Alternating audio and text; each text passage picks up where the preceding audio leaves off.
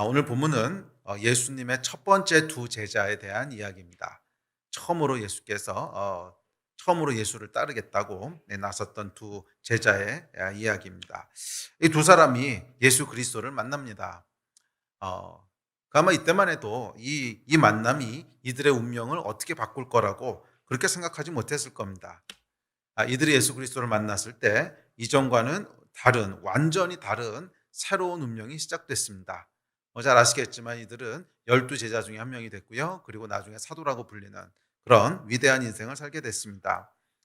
아마 처음으로 예수 그리스도를 만나고 이 여정이 시작되는 이때에는 이것이 이렇게 커다란 임팩트를 끼칠 일이라고는 상상하지 못했을 거예요. 그렇지 않습니까? 12사도 중에 한 명, 어떻게 보면 인류 역사를 통틀어서 가장 큰 임팩트를 미친 사람 중에 두 명이 됐는데 뭐 그런 인생을 살 거라고는 생각지 못했을 것입니다. 이들이 예수 그리스도를 만났을 때 완전히 새로운 그런 인생이 시작되게 됩니다. 자, 그리고 오늘 본문은 제자로서 이들의 여정이 어떻게 시작되었는지 그 시작을 보여주고 있습니다. 저와 여러분은 모두 그리스도의 제자로 부름받은 사람들입니다. 아멘이십니까? 성경은 여러분 그리스도의 제자가 따로 있고 일반 신도가 따로 있고 이렇게 구분하고 있지 않아요. 예수를 따르는 모든 사람들은 예수의 제자다 이렇게 이야기하고 있습니다. 이것이 성경적인 개념입니다. 자, 그렇기에 우리가 살아가는 모든 크리스천으로서의 여정은 제자로서의 여정입니다. 우리가 소망하고 기대하는 하나님 안에서의 새로운 여정이라고 했을 때 그것은 제자로서 경험하게 되는 여정이라 할 수 있습니다. 또 2023년에 저희가 기대하는 하나님의 새 일이라고 하는 것은 제자로서 경험하게 되는 새 일일 것입니다. 그래서 오늘은 예수님의 첫 번째 두 제자, 그들의 여정이 어떻게 시작되었고 또 그들의 여정은 어떠했는가 하는 것을 살펴보면서 저와 여러분의 삶 가운데도 제자로서의 축복된 여정이 시작될 수 있기를 축복하고 또 그런 새로운 일들이 펼쳐지기를 기대합니다. 그래서 오늘은 예수님을 처음으로 따르겠다고 나섰던 첫 두 제자의 이야기를 살펴보면서 제자의 여정이 어떻게 시작되는가, 좀 다른 말로는 크리스천의 여정이 어떻게 시작되는가 하는 것을 살펴보려고 합니다. 예수를 따른다는 게 무엇인가 하는 말씀을 살펴보려고 합니다. 자, 제자로서의 이 두 사람의 여정은 이렇게 시작됩니다. 두 사람 중에 한 명은 이름이 나와 있죠. 안드레였고요. 베드로의 형제 안드레였고 또 한 명은 이름이 나와 있지 않은데 학자들은 추측하기를 아마 이 요한복음을 저술한 요한이었을 것이다 이렇게 추측을 합니다. 그래서 첫 번째 두 제자는 안드레와 사도 요한 이 두 사람일 거라고 그렇게 예측을 합니다. 자, 그런데 여기 오늘 본문 말씀을 보시면 요한이 자기 제자 중 두 사람과 함께 섰었다 그래요. 그러니까 이 두 사람 안드레하고 요한은 원래 누구 제자였다는 거예요? 침례 요한의 제자였던 것을 알 수 있습니다. 그런데 지금 예수 그리스도를 만나고는 예수의 제자로 라인을 갈아탑니다. 좀 불편한 얘기죠. 라인을 갈아타고 있습니다. 물론 스승이 허락하긴 했습니다. 그는 흥하여야 되겠고 나는 쇠하여야 하리라. 그래서 뭐 스승이 허락하긴 했지만 그래도 이게 여러분 쉬운 일은 아니죠. 이 쉬운 일은 아닙니다. 나중에 복음서 중반쯤 가보면 침례 요한이 죽을 때 보면 죽기 전에 침례 요한이 자기 제자들을 예수님께 보내서 그 질문하는 장면이 나오죠. 이 장면을 보면 결국 모든 침례 요한의 제자가 예수님의 제자로 라인 갈아탄 건 아니었던 걸 알 수 있습니다. 사실은 거의 대부분의 제자들은 그냥 남아 있었던 것 같고요. 예수님의 제자로 라인을 갈아탄 사람은 이 두 명 내지는 뭐 하여간 소수의 사람들이었던 것을 알 수 있습니다. 이 둘만 라인을 갈아탄 어찌 보면 사문의 배신자. 여러분 이 말씀 볼 때 좀 불편하지 않으세요? 옛날부터 이 말씀 볼 때 이렇게 마음이 편하진 않았어요. 이 인간들이 그렇다고 아무리 그래도 그렇지 사문을 배신하고 이렇게 라인을 갈아타냐. 애가 좀 불편한 마음이 있죠. 애가 이 두 사람이 그렇게 여정을 시작합니다. 자, 여기서 우리가 예수를 따르는 여정이 어떻게 시작되는지에 대한 아주 중요한 인사이트 하나를 보게 됩니다. 굉장히 중요한 핵심인데요. 예수를 따르기 위해서는 어떻게 해야 되는가? 예수를 따르는 사람도 어떤 사람들인가? 제자는 어떠해야 되는가 하는 아주 중요한 핵심을 보게 됩니다. 그것은 뭐냐면 제자는요, 사람의 도리보다 하나님의 도리를 더 중요하게 생각하는 사람들이라는 거예요. 그래야만 예수를 따른다는 거예요. 사람의 도리보다 하나님의 도리를 더 중요하게 생각하는 사람들만 예수를 따를 수 있습니다. 그것이 예수를 따르는 길의 시작입니다. 이 두 제자는 여러분 인간을 중심으로 생각하는 인본주의자가 아니라 하나님을 중심으로 생각하는 신본주의자였습니다. 그리고 예수를 따르기 위해서는 인본주의자가 아니고 신본주의자야만 한다는 거예요. 자, 인간적인 생각으로는 스승과의 의리를 지켜야 될 것 같습니다. 그렇죠? 이거 배신하는 건 좀 불편하죠. 예. 그래요. 인간적인 생각으로는 스승과의 의리를 지켜야 할 것 같습니다. 그러나 영적인 관점에서 보면 어떨까요? 예, 영적인 관점에서 보면 예수를 따른다고 하는 것은 다른 어떤 것과도 비교할 수 없는 절대적인 가치입니다. 예수를 따른다고 하는 것은 인간적인 생각으로는 인륜으로는 이것조차도 비교할 수 없는 절대적인 가치라는 거예요. 예, 맞아요, 여러분. 인본주의자들은 사람의 길을 따르고 인본주의자들은 사람의 눈치를 봅니다. 인본주의자들은 사람의 평가에 신경을 씁니다. 그러나 신본주의자는 이런 것도 물론 고려해야 되긴 하지만 그것에 앞서서 절대적인 한 가지 가치를 갖고 있습니다. 뭐지요? 이것이 하나님의 뜻인가? 그걸 가장 먼저 보는 거예요. 사람의 길도 중요하고 사람의 예의도 중요하고 도덕도 중요하고 인륜도 중요하고 안 중요한 건 아니지만 그것 위에 있는 게 뭐예요? 하나님의 뜻인가? 이게 여러분 예수를 따르는 제자의 첫 번째 자질이라는 거예요. 예수를 따르는 제자들의 첫 번째 자질은 사람의 길도 중요하고 예의도 중요하고 인륜도 중요하지만 그것 위에 뭐가 있는 거예요? 하나님의 뜻이 있는 거예요. 하나님의 뜻이라면 이 모든 것 위에 있다는 거예요. 모든 것 위에 있다는 거예요. 예. 여러분 생각해 보십시오. 늙고 연로한 부모님을 두고 어떻게 선교사로 나갑니까? 인륜에 벗어난 일 아닙니까? 근데 여러분 대부분 선교사로 나가는 사람들 보면 이거 다 이 아픔들을 다 가지고 있어요. 이거 없는 선교사는 제가 거의 못 봤어요. 선교사로 나갈 때쯤 되면 부모님도 이제 연로해 가고 계시고 은퇴하신 경우도 있고 그런데 이제는 이 연로하신 부모님을 우리가 좀 돌보고 섬기고 그래야 될 텐데 그때 선교사로 나간다. 여러분 참 쉬운 일이 아닙니다. 대부분의 선교사들은 이 아픔들을 거의 다 가지고 있어요. 그리고 어떻게 보면 이게 인륜에서 좀 벗어난 거 아닙니까? 아니 그렇게 낳아줬어, 먹여줬어, 키워줬어, 학교 보내줬어. 그러면 쟤도 염치가 있지. 이제 좀 갚아야 되잖아요. 그런데 그때 딸랑 선교사로 나간다. 어떻게 인륜으로 보면 조금만 편치 않습니다. 편치 않습니다. 인간의 길을 먼저 생각한다면 인간의 길을 먼저 생각하는 인본주의자에게는 불가능합니다. 그래서 예수를 따르는 자들은 예수를 따르기 위해서는 인본주의 위에 신본주의가 있어야 돼요. 인륜, 예의, 도덕 다 중요하지만 그것 위에 하나님의 뜻이 있어야 된다는 거예요. 예수께서 아버지를 장사하고 아버지 장례를 치르고 따르겠다는 제자에게 이렇게 말씀하셨습니다. 우리 성경 다음 구절 볼까요? 자, 시작. 제자 중에 또 한 사람이 이르되 주여 내가 먼저 가서 내 아버지를 장사하게 허락하옵소서. 예수께서 이르시되 죽은 자들이 그들의 죽은 자들을 장사하게 하고 너는 나를 따르라 하시니라. 이 말씀도 여러분 상당히 불편한 말씀입니다. 그렇지 않습니까? 여러분 인본주의적인 입장에서는 말이 안 되는 거죠. 아니 부모 장례 치르고 따르겠다는데 안 된다 그러는 이게 여러분 상식적으로 이상하잖아요. 응? 당연히 부모의 장례를 자녀들이 치르는 것이 당연한 도리고 인륜인데 어떻게 여기다 대고 그건 죽은 자들이 하게 하고 딴 사람이 하게 하고 너는 나를 따르라. 이게 좀 말이 안 되죠. 마음이 참 불편해지는 구절입니다. 그래서 이 구절을 해석하기 위해서 학자들이 여러 가지 추측을 하기도 합니다. 그때 당장 장례 치를 일이 아니었을 거다. 그 아버지 죽을 때까지는 내가 옆에서 섬기고 돌아가시면 따르겠습니다. 이런 말일 거다. 여러 가지 해석들을 합니다. 그건 다 추측이고 성경에는 그런 뉘앙스는 없어요. 그냥 요 말이 딱 답니다. 실제로 아버지 이제 돌아가실 때까지 함께 있다 따르겠다 이런 힌트는 없어요. 그냥 요 말이 다거든요. 그런데 이게 불편해지니까 그러니까 이걸 읽는 사람들이 불편하니까 이게 무슨 말일까 생각하다 이제 갖가지 추측이 나오는 거죠. 그런데 저는 성경을 대할 때는 그건 조금 위험하다고 생각합니다. 그냥 이해가 안 되면 이해가 안 되는 대로 놔둬야지.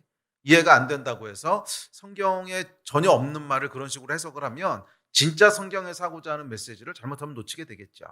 자, 어쨌거나 여기 이제 그런 뉘앙스는 없습니다. 그냥 예수께서 죽은 자들은 죽은 자들의 장사 지내게 하고 아버지 장례는 다른 사람한테 맡기고 너는 나를 따르라 이렇게 얘기한 거예요.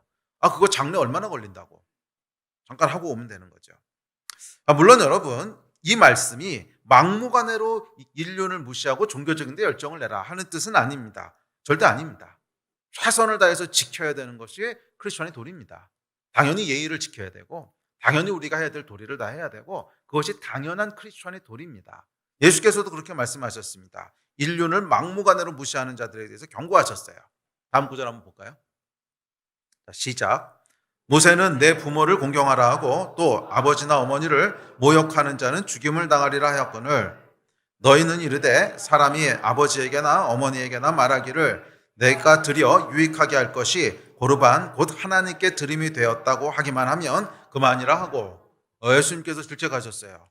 네, 분명히 성경에 내 부모를 공경하라고 했는데 난 하나님 섬기느라고 안 하겠습니다. 그냥 하나님께 다 드렸기 때문에 모르겠습니다. 이렇게 하면 안 된다는 거죠. 그 사람들에게 경고했다는 거예요. 그건 틀린 거다. 크리스천은 그렇게 살아가면 안 된다. 분명히 예수님이 이렇게 말씀하셨어요. 막무가내로 막 인륜 무시하는 거 아니다. 말씀하셨는데 그렇다면 여기 이 말은 도대체 무슨 뜻이죠? 아버지 장사 지내고 오겠다는데 당연한 일을 하겠다고 하는데 하지 말라는 거예요. 자, 무슨 뜻일까? 그렇기 때문에 여러분, 이 말씀은 일반적인 영적인 가르침이라고 보긴 좀 어렵습니다. 일반적인 영적인 원리를 가르쳐 주시는 거다. 이렇게 만약 적용을 한다면 우리 중에 아무도 장례식 하면 안 되죠. 그렇죠. 이게 일반적인 원리라면 우리 중에 아무도 장례 가면 안 되는 거예요. 죽은 자는 죽은 자대로 장사하게 하고, 그러니까 불신자들이 하게 하고, 우린 장례식하고 근데 이제 그런 가르침은 아니라는 거예요. 이제 그런 가르침은 아닙니다. 자, 그러면 무슨 가르침일까요? 그렇죠. 여기 보면 뭐라 그랬냐면 제자 중 한 사람이 이렇게 했다 그랬어요. 그러니까 제자라고 하는 건 뭐냐면 예수를 따르는 사람이라는 뜻이죠. 자, 그러니까 적어도 이 사람은 예수를 따르겠다고 나섰던 사람이에요. 그래서 지금 이 말씀은 이 사람이 진짜로 예수의 제자가 될 수 있는가 하는 것을 테스트하는 것으로 이해해야 됩니다. 테스트하는 것으로 이해해야 돼요. 예수를 따르겠다고 한 사람들에게는 항상 예수님께서 테스트하셨어요. 그냥 아무나 받지 않으셨어요. 부자 청년에게는 그 재물 다 팔고 나 따라라 테스트하셨고, 이 사람도 마찬가지예요. 예수를 따르겠다고 했더니 그 부자 청년에게 재물 다 팔아서 가난한 자들에 나눠주고 너는 나를 따르라. 이것도 여러분 모든 사람에게 똑같이 그렇게 질문하신 건 아니었어요. 그냥 그 사람을 향한 맞춤 테스트였지. 그 사람을 향한 어떤 맞춤 테스트일까요? 우선순위에 대한 테스트 하신 거 아닙니까? 돈과 하나님 중에 어느 게 더 위에 있어? 이거 테스트 하시는 거죠. 돈과 하나님 중에 너에게는 프라이어리티가 어떻게 되는 거야? 첫 번째 순서가 뭐야? 이거 물어보시는 거죠. 여기도 마찬가지예요. 똑같이 예수를 따르겠다고 나선 제자에게 우선순위를 질문하시는 거예요. 우선순위를 질문하시는 거예요. 자, 그것은 뭐냐면 인륜과 하나님의 말씀이 충돌할 때 그때는 어떻게 하겠냐? 인륜과 하나님의 말씀이 충돌할 때 그때 어떻게 하겠냐는 거예요. 이게 이 사람에게 던진 테스트의 핵심이었습니다. 인륜과 하나님의 말씀이 충돌할 때 너는 어떤 선택을 할 것이냐? 최선의 노력을 다했어요. 정말 하려고 다 해봤는데 도저히 안 돼요. 이게 도저히 공존이 안 되고 충돌하게 돼요. 그때 어떻게 하겠냐는 거예요. 사람의 길을 따르겠습니까? 아니면 하나님의 길을 따르겠습니까? 사람을 기쁘게 하겠습니까? 아니면 하나님을 기쁘게 하겠습니까? 사람에게 욕 안 먹는 길을 따르겠습니까? 아니면 하나님에게 욕 안 먹는 길을 따르겠습니까? 이거 지금 물어보는 거예요. 우리에게도 여러분 특별히 요즘 이 시대에 많이 겪게 되는 그런 질문 아닙니까? 그런 테스트 아닙니까? 특별히 기독교에 대한 사회의 인식이 아주 극도로 나빠지죠. 극도로 나빠지고 있고 교회 다닌다는 것만 가지고도 시비를 걸게 되고 뭔가 우리가 안 좋은 눈총을 받게 되고 이럴 때 우리가 사람의 눈치를 계속 보게 되지 않습니까? 사람의 도리를 따라야 될 것 같고 사람의 길을 따라야 될 것 같고 뭔가 사회에서 다 그렇게 하는 거면 그거만 내가 안 하겠다고 하기에는 뭔가 두렵고 이러잖아요. 인륜과 하나님의 말씀이 충돌할 때 어떻게 할 거냐는 거예요. 인륜을 막무가내로 무시하라는 뜻은 아닙니다. 절대 아닙니다. 최선을 다해서 우리가 그렇게 해야죠. 그런데 그게 조율이 안 될 때는 어떻게 할 거냐는 거예요. 충돌할 때는 어떻게 할 거냐는 거예요. 이 우선순위를 물어보고 있어요. 사람들의 비난을 피하는 길을 선택할 것인가? 이거 유혹이 참 많지 않습니까? 그래도 요만큼만 하면 비난을 안 받을 것 같은데, 요만큼만 하면 눈총은 안 살 것 같은데, 근데 말씀에는 좀 걸려요. 이런 거.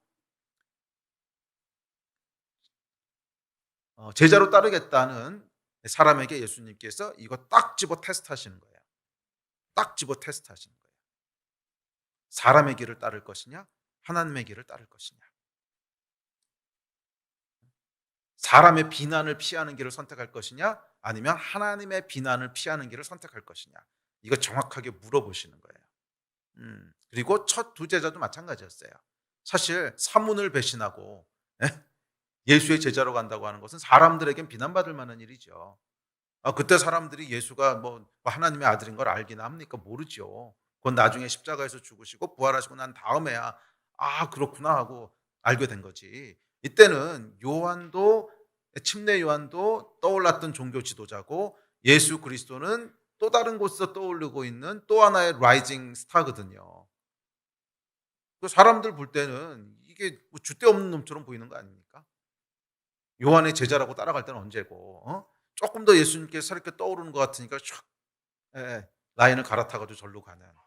이게 참 쉽지 않았을 거예요. 지금 우리 눈으로 봤을 때야 당연히 예수님 따라가야지 이렇게 생각하지만, 그 당시로 생각해 보십시오. 아직 예수님이 누군지 정확히 다 모른단 말이에요. 그런데 글로 라인을 갈아타서 쉬운 일이 아닙니다. 자, 예수께서 제자로 따르려는 자들에게는 이거 항상 테스트하세요. 너의 우선순위가 뭐냐? 사람들 눈치 보는 거냐? 사람들에게 욕안 먹는 거냐? 세상에 잘 적응하고 잘 사는 거냐? 아니면 충돌을 피할 수 없다면 그래도 하나님의 말씀을 선택하는 거냐? 이거 항상 물어보세요. 아마 요즘 우리 시대에도 굉장히 큰 도전이 될 줄 믿습니다. 우리가 어떤 길을 선택할 것인가? 이게 제자의 삶을 시작하게 되는 첫 번째 요소였어요. 나의 첫 번째 프라이어리티는 뭐냐? 내 첫 번째 순서는 뭐냐? 하나님이냐? 아니면 세상 인륜과 도덕과 뭐 예의와 이제 그런 것들이냐? 인본주의자는 예수의 제자가 될 수 없어요. 하나님 중심으로 생각하는 신본주의자만 예수를 따르는 제자가 될 수 있는 줄 믿습니다. 그리고 첫 두 제자는 그런 사람들이었어요. 자, 두 번째 특징입니다. 첫 두 제자의 두 번째 특징은 말씀을 듣고 따랐다는 것입니다. 자, 이들의 제자로서의 여정은, 새로운 삶은 말씀을 듣고 따르는 것으로 시작됩니다. 다음 구절 같이 볼까요? 자, 시작. 또 이튿날 요한이 자기 제자 중 두 사람과 함께 섰다가 예수께서 거니심을 보고 말하되, 보라, 하나님의 어린 양이로다. 두 제자가 그의 말을 듣고 예수를 따르거늘. 자, 침례 요한이 얘기합니다. 하나님의 어린 양이로다. 하나님의 어린 양이로다. 말씀이 선포됩니다. 그러자 두 제자가 어떻게 합니까? 이 말씀을 듣고 예수를 따랐다고 얘기합니다. 두 제자가 그의 말을 듣고 예수를 따르거늘, 따랐다고 얘기합니다. 자, 제자로서의 여정은 말씀을 듣고 그 말씀을 따르는 것으로 시작됩니다. 아멘. 말씀이 우리에게 임합니다. 마치 봄비처럼 계속 임합니다. 한 번에 콱 임하는 것도 있지만 임하고 계속 임합니다. 설교를 통해서 임합니다. 끼니 묵상을 통해서 임합니다. 수양회 때도 임하고 집회 때도 임하고 형제의 입을 통해서도 임하고 셀에서도 임하고 말씀이 계속 임합니다. 그래서 우리의 진짜 문제는 뭐냐 하면 말씀이 임하지 않는 것이 아니라 그 말씀을 대하는 태도입니다. 말씀이 진짜 임하지 않는 것이 아니라 그 말씀을 대하는 태도에 있습니다. 자, 오늘날을 굳이 표현하자면 말씀의 기근의 때는 아닙니다. 말씀의 홍수의 때죠. 어디서나 성경을 구할 수 있을 뿐 아니라 성경에 대한 좋은 책들도 차고 넘칩니다. 자, 성경이 여러분 오늘날처럼 이렇게 모든 사람에게 다 주어져 있던 때는 없었어요. 초대교회 때는 당연히 성경이라고 하는 게 양피지에 기록하는 것이기 때문에 사람마다 성경 갖고 있는 거 이런 거 아니었습니다. 그냥 회당에나 가야 회당에 비치되어 있는 공영 성경 하나 있고 그거 읽어주는 거 듣고 그랬지요. 또 인쇄술이 발견되기 전까지는 당연히 사람들 성경을 개인이 소장하지 못했습니다. 그리고 설령 개인이 가지고 있다고 할지라도 그게 다 번역되지 않은 라틴어로 돼 있었기 때문에 읽을 수도 없었어요. 이해할 수도 없었어요. 아니 비교적 최근까지만 하더라도 뭐 70년대 80년대 중국의 큰 붐이 일어날 때 보면 성경 가지고 있는 사람 거의 없었습니다. 그냥 쪽복음 뭐 예? 그 요한복음 하나 또는 뭐 그냥 한두 구절 뭐 이런 거 잡고 있었지 성경을 모든 사람이 갖고 있다? 뭐 이런 거는 역사상 지금 말고는 없었습니다. 예. 가장 많은 사람들이 성경을 가지고 있는 때입니다. 또 기독교 서점에 가보면 성경에 관한 좋은 책들도 차고 넘칩니다. 자, 뿐만 아니라 유튜브. 여러분 신세계 아닙니까? 유튜브. 어? 여러분 뭐 좋은 설교가 너무너무 많습니다. 이 안에 너무너무 좋은 설교들이 많아요. 그 옛날에는 여러분 상상도 못했던 일이지 않습니까? 옛날에는 여러분 평생 그냥 우리 교회 목사님 한 분 설교 듣고 자랐죠. 다른 목사님 설교 듣는 일은 거의 없었습니다. 그냥 부흥회 때나 가끔 오셔서 해주시는 거지. 뭐 그런 거 없었어요. 그냥 평생 태어나서 죽을 때까지 한 목사님의 설교만 듣는 것이 대부분이었습니다. 그것도 대부분 졸고. 자, 그런데 요즘 어떻습니까? 전국 웬만한 목사님 설교는 다 들을 수 있습니다. 예, 운전하면서도 듣고 설거지하면서도 듣고 뭐 일하면서도 듣고 하루 종일 틀어놓으신 분들도 많습니다. 뭐 설교 좋다는 목사님 말씀은 다 들을 수 있습니다. 뭐 한 분 설교를 평생 듣는다? 그건 벌써 옛날 얘기고요. 요즘은 뭐 수십 명 설교를 내가 마음껏 이렇게 취향에 맞는 대로 골라 들을 수 있는 시대입니다. 자, 요즘 여러분 조회수 잘 나가는 유튜브 설교는요 짧은 설교가 아니래요. 우리가 영상 볼 때 보통 짧은 거 본다 그러잖아요. 그래서 뭐 이렇게 틱톡 같은 거 보고 이런다 그러는데 젊은 세대는 설교는 그렇지 않다 그러더라고요. 설교는 짧은 건 오히려 사람들이 많이 안 보고 그래서 요즘 잘 나가는 그 조회수 높은 설교는 어떤 거냐면 설교를 한 6, 7편을 하나로 묶어서 한 6시간, 7시간짜리 이런 게 그렇게 조회수가 높대요. 저도 들었어요. 뭐 가피풀에서 이렇게 설교 올리는 거 보니까 뭐제 설교 올릴 때도 이렇게 시리즈 설교를 전체를 다 하나로 묶더라고요. 이렇게 길게 해서 이걸 누가 들을까 7시간짜리를. 근데 그게 보면 조회수가 제일 높아. 그래서 제가 왜 그러냐고 물어봤더니 요즘은 사람들이요 그냥 틀어놓고 일하시는 분들이 많대요. 하루 종일 틀어놓고. 그래서 하루 종일 틀어놓고 뭐 설거지 하면서도 듣고 뭐 일하면서도 듣고 운전하면서도 듣고 뭐 그렇다는 거예요. 여러분 요즘 같이 말씀이 차고 넘치는 때는 역사상 없었습니다. 말씀의 홍수예요. 자, 그런데 아이러니한 것은 뭐냐면 사람들은 그 옆에서 말씀의 기갈로 죽어간다는 거예요. 왜요? 마시지 않으니까. 말씀의 홍수인데 그 옆에서 말씀의 기갈로 죽어갑니다. 말씀은 넘치는데 그것을 마시지는 않아요. 좋은 말씀이라고 구경만 하지 그것을 내가 먹으려고 하지는 않습니다. 그래서 어떤 분이 이런 현상을 이렇게 말하더라고요. 수영장 옆에서 그 기갈로 죽는다고. 수영장 옆에서 물을 못 먹어 죽는다고. 말씀은 넘치는데 말씀의 기갈입니다. 왜 이런 일이 벌어질까? 여러분, 말씀은요, 듣는 게 아니에요. 말씀은 듣는 게 아니에요. 듣고 따르는 거예요. 그게 말씀입니다. 말씀은 듣는 게 아니에요. 말씀은 듣고 따르는 거예요. 보라, 하나님의 어린 양이로다. 이 말씀을 들은 두 제자는 그래요? 와, 너무 좋은 말씀이네요. 아멘. 다음 주에도 좋은 말씀 기대합니다. 이러고 집으로 돌아가지 않았습니다. 이 말씀을 들은 두 제자는 그 말씀을 듣고 그 말씀을 따랐어요. 말씀을 듣고 예수를 따랐어요. 오늘 여러분 너무나 많은 크리스천들이 다음 주를 기대하며 말씀을 듣지 않습니까? 너무 은혜 많이 받았습니다. 목사님 너무 좋은 말씀입니다. 회개했습니다. 그러고는 끝이에요. 다음 주에도 좋은 말씀 기대합니다. 그리고 각자 집으로 돌아가서는 끝. 뭐 깨닫기도 하고 은혜도 받습니다. 울기도 하고 회개도 합니다. 그러나 거기까지. 말씀을 듣고 집으로 가면 끝이에요. 다음 주에도 또 좋은 말씀 기대. 이것 이상은 없어요. 말씀의 기갈이지요. 개인적인 말씀 묵상도 마찬가지입니다. 말씀을 펼쳐서 읽습니다. 깨닫습니다. 은혜도 있습니다.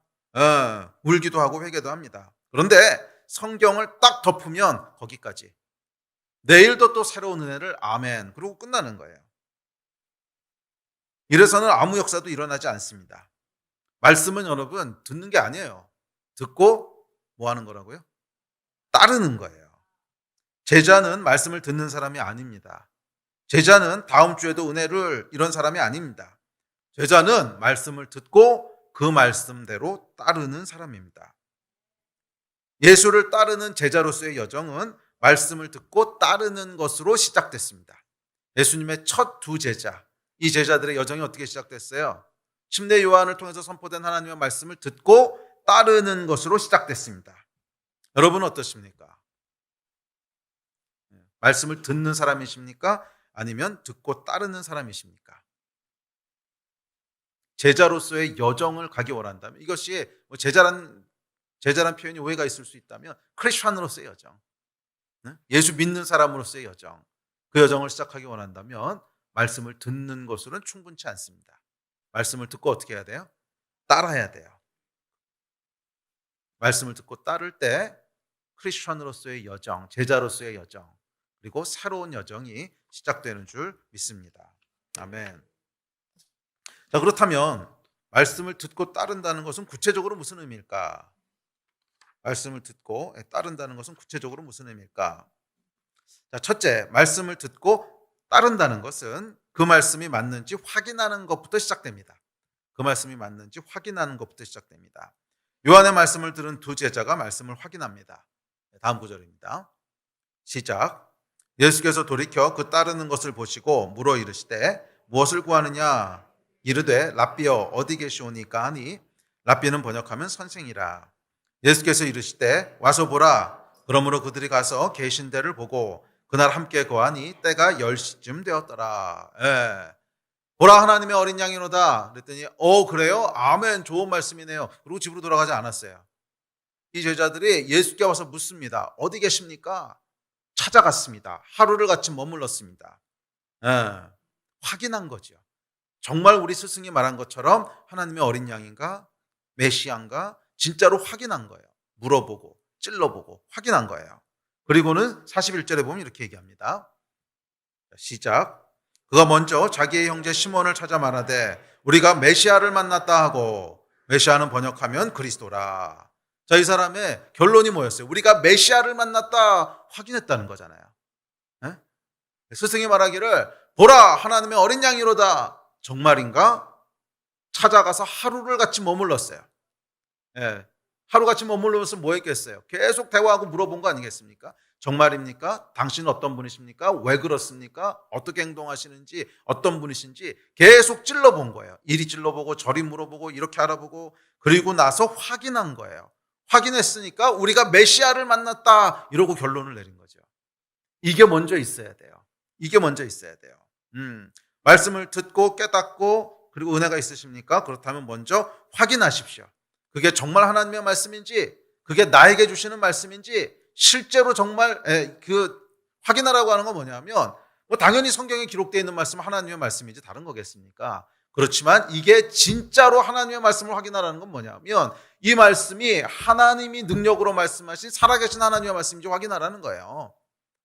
하나님의 말씀이라면 그 말씀에는 살았고, 그 말씀에는 운동력이 있고, 그 말씀은 이루어지는 말씀 아닙니까? 이 하나님의 말씀인지 확인을 하라는 거예요. 이 대천덕 신부님께서 지금은 소천하셨지만 옛날에 예수원을 처음으로 시작하실 때 말씀의 실험실이라는 표현을 쓰셨어요. 말씀의 실험실. 정말 말씀대로 살면 말씀이 이루어질까 실험해 보시고 싶었다는 거예요. 정말 성경 말씀 그대로 살면 그대로 이루어질까 실험하고 싶으셨다는 거예요. 네, 그래요, 여러분. 말씀은요, 실험해서 확인해야 됩니다. 실험해서 확인해야 돼요. 그대로 따랐을 때 정말 그대로 되는지. 그래야 그것이 내 말씀이 되는 거예요. 그래야 그것이 내 말씀이 되는 거예요. 그냥 그래야 역사하는 말씀이 되고, 살아있는 말씀이 되고, 운동력 있는 말씀이 됩니다. 그저 주워둔 말씀 가지고는 안 돼요. 그건 그 사람의 말씀이지 내 말씀은 아니에요. 그건 목사님의 말씀이고, 목사님이 실험해서 확증한 말씀이고, 목사님에게 역사하셨던 말씀이지, 내 인생에 역사하고 내 인생에 행하시고 내 인생을 바꾸시는 나의 말씀은 아니에요. 나의 말씀은 여러분 내가 실험해서 확인한 것만 내 말씀입니다. 이걸 확인하지 않기 때문에 우리의 인생이 여러분 계속 흔들리는 거 아십니까? 정말 우리가 위기 가운데 오고 흔들리는 위기 가운데 있을 때 내가 붙잡고 그렇지 이 말씀은 반드시 이루어질 거야. 이런 말씀은 어떤 말씀인 줄 아세요? 실험해서 확인한 말씀이에요. 확인하지 않은 말씀은 아무리 많이 듣고 내가 아무리 많이 알고 있어도 위기 때 붙잡을 수 없어요. 왜? 확인이 안 됐으니까. 확인이 안 되는데 이거 붙잡을 수 있겠습니까? 예. 아니 이렇다 아니면 인생 큰일 나는 건데. 사람 여러분 언제 말씀을 붙잡게 되는 줄 아십니까? 확인한 말씀만 붙잡는 거예요. 크든 작든지 간에 내가 정말로 그렇게 되는 거야? 그래서 확인을 해봤더니 되네. 이 말씀은 여러분 위기 때에 나를 붙잡아주는 말씀이 됩니다. 아무리 흔들리는 위기가 오고 어려운 위기가 와도 그렇지 하나님 이렇게 말씀하셨지 딱 붙잡고 흔들리지 않을 수 있는데 이게 없어요. 이게 확인한 말씀이 없고 주워 들은 말씀만 잔뜩 있는 거예요. 무엇을 마실까 무엇을 입을까 염려하지 말라. 이는 다 이방인들이 구하는 것이니 너희는 먼저 그의 나라와 그 의를 구하라. 그리하면 이 모든 것을 너희에게 더하시리라. 확인해 보셨습니까? 제가 아는 한 이거 정말 확인한 크리스찬들 만나기는 진짜 쉽지 않아요. 거의 대부분 확인 안 해봤어요. 거의 대부분 확인 안 해봤어요. 그냥 듣기만 한 거죠. 그렇지 하나님께서 내가 먹을 거 입을 거 다 채우시지 내가 그의 나라와 의를 구하면 하나님이 책임지시지. 이거 확인해 본 사람 만나는 것은요 가물에 콩나듯 합니다. 이거 확인한 사람은 흔들리지 않아요. 정말 하나님이 채우시네. 내가 주를 위해서 주의 나라와 의를 위해서 먼저 뛰었을 때 내 필요 정말 채우시네. 안 될 것 같았는데 정말 채우시네. 크든 작든 이거 경험한 사람은 먹는 거 사는 거 이제 먹고 사는 거 가지고 흔들리지 않아요. 아무리 흔들릴 것 같아도 그렇지 하나님이 채우시지. 내가 확인한 말씀이 있어요. 딱 붙잡고 그냥 섭니다. 근데 대부분 이게 확인이 안 됐어요. 그러니까 조금만 위기가 오면 조금만 먹고 사는데 위기가 오면 그냥 사정없이 흔들리는 거예요. 사정없이. 왜? 내가 붙잡을 말씀이 없어요. 들은 말씀은 많아요. 여기서 듣고 저기서 듣고 그래 목사님께서도 그런 위기의 때 이거 딱 붙잡으시니까 하나님 책임지셨대. 주워 들은 말씀이지 그거 여러분이 확인해 보셨어요? 그건 목사님이 확인해 보신 거지. 응? 나의 필요한 재정은 하나님께서 다 채우신데 확인해 보셨어요? 그건 여러분 왕의 재정 김희진 간사님이 경험한 하나님이지 여러분이 경험한 하나님이냐고. 여러분이 확인한 말씀이 있으십니까? 이게 있어야 되는 거예요. 응? 다른 사람에게 주워 들은 거 말고 내가 확인한 그 말씀. 목사님이 경험한 하나님 말고 선교사님이 경험한 하나님 말고 저자들이 경험한 하나님 말고 내가 확인한 거, 내가 확인한 말씀. 그 말씀만 위기의 때에 내가 붙잡을 수 있는 말씀이 되고 위기의 때에 내게 역사하는 말씀이 되고 나를 지켜주는 말씀이 됩니다. 아멘. 참 슬프게도 확인한 말씀이 많지 않아요. 말씀을 확인하는 성도들이 많지 않아요. 그냥 듣고 끝내요. 왜? 듣고 따르지 않거든. 따라봐야 확인이 되거든요. 듣고 따라봤더니 맞네. 듣고 따라봤더니 메시아시네. 확인이 되잖아요. 확인하시기 바랍니다. 확인되지 않은 말씀은요 마치 인터넷으로 먹방 보는 거랑 비슷해요. 오늘 제목이 영적 먹방인데 그 먹방 보신 적 있으세요? 먹방이 뭔지 모른다. 한번 손 들어보세요. 그래 다행히 없구나. 예. 저는 처음에요. 이 먹방 보는 거 정말 이해가 안 됐어요. 저거 뭐하러 보고 있지? 예? 아니 내가 먹는 것도 아닌데 저거 뭐하러 보고 있는 거지? 처음에 정말 이해가 안 됐거든요. 근데 이게요 몇 번 보니까 묘한 맛이 있더라고요. 이게 묘한 맛이 있어요. 보신 분들은 알 거예요. 이게 묘한 맛이 있어요. 마치 내가 먹는 것 같아요. 실제로 먹는 건 아닌데 먹는 것 같은 착각을 일으킵니다. 묘한 맛이 있더라고요. 묘한 맛이. 예. 짜장면 훅 먹고 있으면요. 마치 내 목으로 이렇게 넘어가는 것 같은 그런 느낌이 있어요. 자, 그런데 여러분, 먹방은요. 그 사람이 먹은 음식이지 내가 먹은 음식은 아닙니다. 예? 먹방은 찌양이 먹은 거지 내가 먹은 거 아니에요. 저도 이름은 들어서 알아요. 많은 사람들이 영적인 먹방을 보고 있습니다. 직접 먹지는 않고 구경만 하는 거예요. 말씀을 직접 먹지는 않고 구경만 합니다. 네?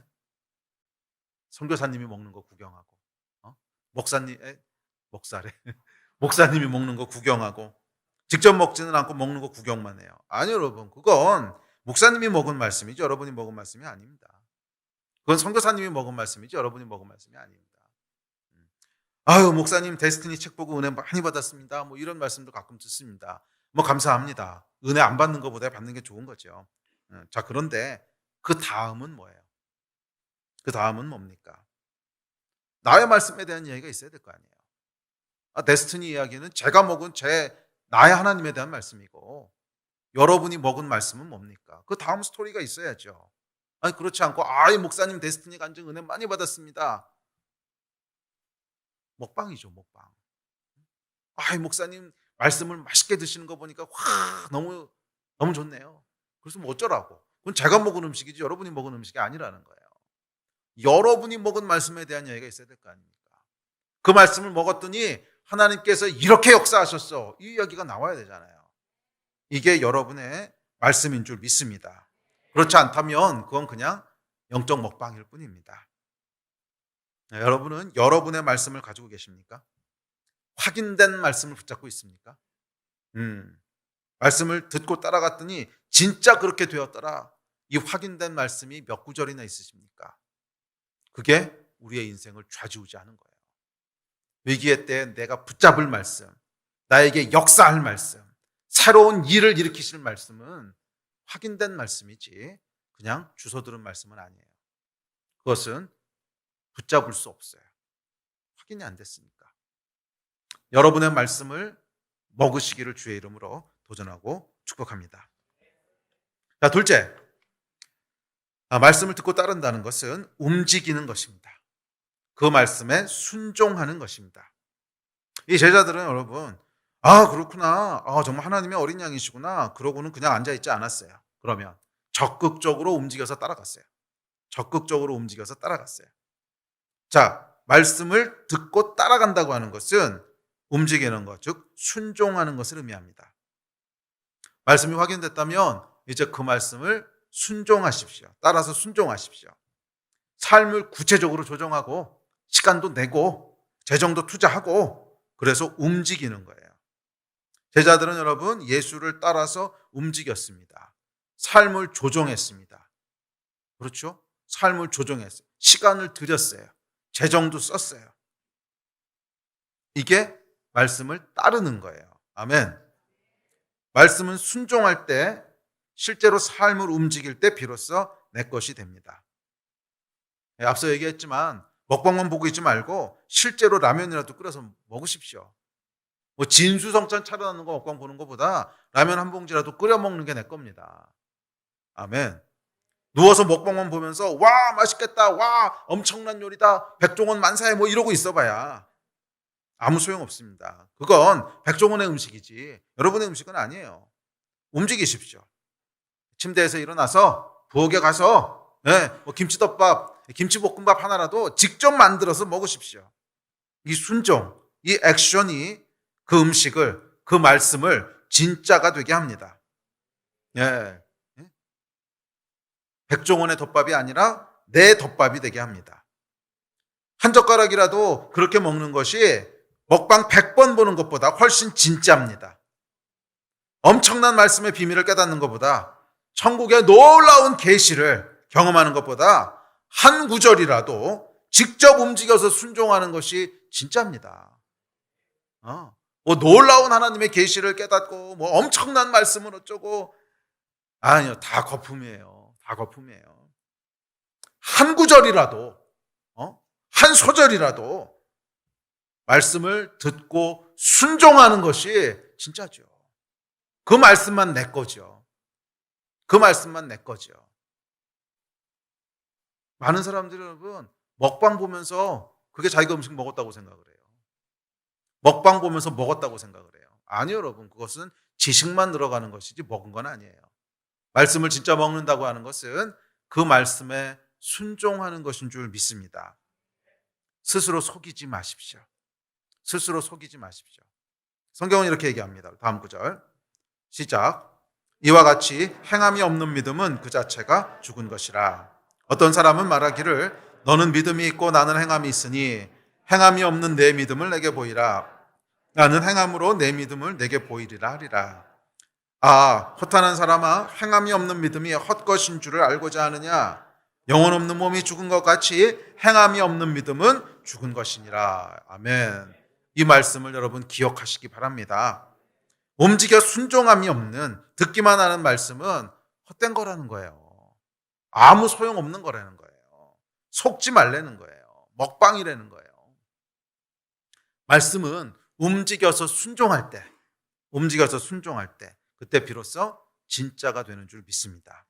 아멘. 셋째, 말씀을 확인하고 또 직접 먹었으면 이제 그것을 지속하기 위해서 힘쓰십시오. 두 제자는 하루 이틀 예수께 관심 갖다 끝내지 않았습니다. 예수 따르기를 지속했습니다. 평생 지속했습니다. 생을 마칠 때까지 지속했습니다. 네, 말씀을 따르기를 원하십니까? 아멘. 그렇다면 중간에 멈추지 마십시오. 많은 사람들이 말씀을 조금 맛보고 따르다가 딴 데 정신이 팔려서 멈춥니다. 아니요, 멈추지 마십시오. 말씀을 듣고 따르기를 계속하십시오. 평생 지속하십시오. 이게 말씀을 따르는 것입니다. 네, 말씀을 대하는 올바른 태도는요, 듣고 깨닫는 것이 아닙니다. 듣고 은혜 받는 것도 아닙니다. 듣고 따르는 것입니다. 그리고 그 따르는 것을 평생 지속하는 것입니다. 그럴 때 그 말씀이 생명의 말씀이 돼요. 그럴 때 그 말씀이 역사하는 말씀이 돼요. 새 일을 시작하는 말씀이 돼요. 제자들의 여정은 들은 말씀을 따랐을 때 시작되었고 제자들의 운명은 그것을 지속할 때 완성됐습니다. 저와 여러분의 제자로서의 삶도 마찬가지입니다. 말씀을 듣고 순종할 때 제자로서 크리스찬으로서의 여정이 시작되고요. 그것을 지속할 때 우리를 향한 하나님의 계획이 완성되는 겁니다. 아멘. 말씀을 듣고 따르시기를 축복합니다. 많은 말씀 아니어도 괜찮습니다. 보라 하나님의 어린 양이로다. 딱 한 문장이었거든요. 이 한 소절, 이 한 문장이 제자들의 영원한 운명을 바꾼 거 아닙니까? 무슨 많은 말씀 알고 말씀으로 학위를 따고 이런 거 아니었잖아요. 천국에 대단한 계시를 본 것도 아니었잖아요. 그냥 한 구절, 한 소절, 한 구절, 한 소절. 그것이 이들의 운명을 바꿨습니다. 많은 말씀 아니어도 괜찮습니다. 오늘 들은 한 소절이라도, 오늘 들은 한 구절이라도 충분합니다. 하나님의 말씀은 살았고 운동력이 있기 때문에 그렇습니다. 한 소절이라도 그 말씀이 정말 여러분 인생에 역사하기 시작한다면, 정말 여러분들이 그 말씀을 따르기 시작한다면 새 일이 시작될 겁니다. 아멘. 많은 말씀 아니라도 괜찮아요. 오늘 들었던 말씀 한 소절이라도, 한 구절이라도, 하나님, 내가 그 말씀을 생명처럼 따르겠습니다. 그 말씀에 순종하겠습니다. 이 결정을 할 때 그 말씀이 역사하기 시작하는 거예요. 그 말씀이 우리 삶을 휘어잡기 시작하는 거예요. 아멘. 그렇게 새 일이 시작될 줄 믿습니다. 네, 그래요, 여러분. 두 제자가 말씀을 듣고 따랐을 때 그들에게 새 일이 시작되었습니다. 이 새 일이 뭔가? 이 새 일은 구체적으로 요한의 제자에서 예수의 제자로 트랜스폼된 거예요. 요한의 제자에서 예수의 제자로. 여러분, 요한까지는 구약 시대의 사람입니다. 성경이 이렇게 얘기합니다. 우리 다음 구절 시작. 모든 선지자와 율법이 예언한 것은 요한까지니. 여러분, 요한까지가 구약 시대고요. 요한 이후로 예수 그리스도로부터 신약의 시대가 열리는 거예요. 자, 요한의 제자에서 예수의 제자로 말씀을 듣고 따르기로 결정했을 때 이들에게 즉각적으로 일어났던 게 뭐예요? 요한의 제자에서 예수의 제자로 라인을 갈아탄 거라고 그랬잖아요. 그 변화의 본질이 뭔가 생각해 보십시오. 구약 시대의 사람에서 신약 시대의 사람으로 트랜스폼 됐다는 거예요.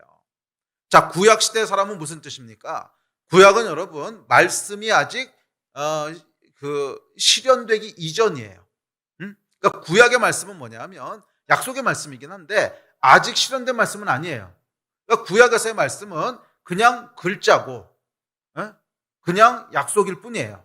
그런데 신약으로 넘어오면 어떻게 됩니까? 그 말씀이 육신이 되면서 신약이 시작되는 거예요. 그 말씀이 실체가 되고 진짜가 되면서 시작되는 거예요. 구약의 사람과 신약의 사람의 가장 큰 특징이라고 믿습니다. 구약의 사람은요, 말씀이 그냥 아직 말씀이에요. 그냥 지식이고, 그냥 글자고, 그냥 성경 속에 있는 어떤 문자들이에요. 그러나 신약의 사람은 그 말씀이 성경에서 튀어나와서 육체가 되는 거예요. 실제로 역사하는 거예요. 실제로 말씀을 경험하는 거예요. 말씀대로 되네. 와, 하나님의 말씀이 내 삶 가운데 역사하네. 이게 신약의 사람이에요.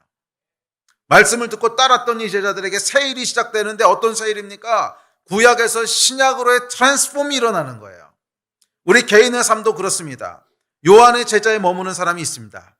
말씀을 알아요. 믿습니다. 깨닫기도 하고 은혜도 받습니다. 그러나 여전히 먹방입니다. 그 말씀이 실제로 역사하는 것은 다른 사람에게서만 보여요. 목사님의 먹방, 선교사님의 먹방, 이 먹방, 저 먹방 계속 찾아다니며 감탄합니다. 어떻게 저렇게 맛있게 먹지? 뭐예요, 여러분? 요한의 제자입니다. 말씀을 모르지는 않아요. 말씀을 알아요. 그런데 말씀을 먹지는 못해요. 왜? 아직 실체가 되지 않았어요. 그 말씀은 그냥 글자예요. 먹을 수는 없어요. 그러니까 먹방만 봅니다. 이 먹방, 저 먹방, 이 사람의 간증, 저 사람의 간증. 감탄합니다. 어떻게 저렇게 맛있게 먹지? 요한의 제자입니다. 문자로만 약속을 앓고 있는 구약의 사람. 이제는 여러분 요한의 제자에서 예수의 제자로 트랜스폼 되기를 주의 이름으로 축복합니다. 어떻게? 말씀을 듣고 따름으로 트랜스폼 되기를 주의 이름으로 축복합니다. 기록된 글자가 아니라 살아 역사하는 하나님의 말씀, 직접 만지고 경험할 수 있는 육신이 된 말씀, 이 말씀이 여러분의 것이 되셔야 되지 않겠습니까? 그래서 여러분 이제는 목사님 먹방, 선교사님 먹방만 보고 있는 게 아니라 내가 직접 말씀을 먹고 내가 직접 말씀을 경험하는 이 축복, 이것이 우리가 기대하는 새일입니다. 2023년에는 이 새일들이 여러분 인생 가운데 펼쳐지기를 축복합니다. 그래서 그냥 이 먹방 저 먹방 기웃거리는 것이 아니라 내가 먹은 말씀, 내가 경험한 하나님의 말씀, 나에게 역사하는 하나님의 말씀, 내가 붙잡는 하나님의 말씀, 나의 이야기, 나의 먹방, 이 은혜가 펼쳐지는 한 해가 되기를 주의 이름으로 축원합니다. 우리 예배팀 앞으로 나오십시오. 여러분 2023년에는 나의 말씀이 시작된 해가 되기를 예수 이름으로 축원합니다. 요한의 이야기, 목사님의 이야기가 아니라 내가 먹고 내가 경험한 나의 말씀, 내게 일어난 말씀이 육신이 된 이야기, 나의 이야기가 충만한 한 해가 되기를 예수의 이름으로 축복합니다. 그래서 말씀이 단순히 성경 안에만 갇혀있는 글자가 아니라 진짜로 실제가 되는 이 트랜스폼, 구약에서 신약으로 변화되는 트랜스폼, 요한의 제자에서 예수의 제자로 변화되는 이 역사, 이것이 우리가 기대하는 새일이고 이 새일이 충만하게 펼쳐지는 한 해가 되기를 축원합니다. 이 새일이 펼쳐질 때 구약도 여러분 좋은 거죠. 구약 하나님의 놀라운 축복 아닙니까? 하지만 좋은 것에서 최고의 것으로의 트랜스폼이 일어날 겁니다. 단순히 좋은 것이 아니라 최고의 것을 하나님 주기 원하세요. 굿이 아니라 더 베스트를 주기 원하세요. 말씀을 깨닫고 알고 은혜 누리고 좋은 거죠. 지금까지 여러분들이 하나님을 섬기는 거 좋은 일이었을 수 있습니다. 신실하게 섬겼을 수 있습니다. 그러나 더 베스트는 아직 아니잖아요. 더 베스트가 여러분에게 주어지기를 축원합니다. 이거보다 더 좋을 수는 없어. 와, 하나님을 믿고 섬기는데 이거보다 더 좋을 수는 없어. 이거 경험해야 되지 않겠습니까? 단순히 좋은 것으로 만족하지 마십시오. 단순히 구약의 좋은 말씀으로 만족하지 마십시오. 문자적인 구약의 얘기가 아니라 아직 경험되지 않은 하나님의 말씀을 깨닫고 이해하고 은혜 받는 것 정도로 만족하지 마시라고요. 그게 좋은 거긴 하지만 더 베스트는 아닙니다. 더 베스트는 그 말씀이 살아 움직이는 거예요. 그 말씀이 역사하는 거예요. 내가 직접 그 말씀을 먹는 거예요. 이 새일이 여러분들에게 임할 줄 믿습니다. 언제? 제자의 여정이 시작될 때. 어떻게? 말씀을 듣고 따를 때. 아멘. 충만한 복된 한 해가 되기를 주의 이름으로 축복합니다. 일어나서 기도합시다.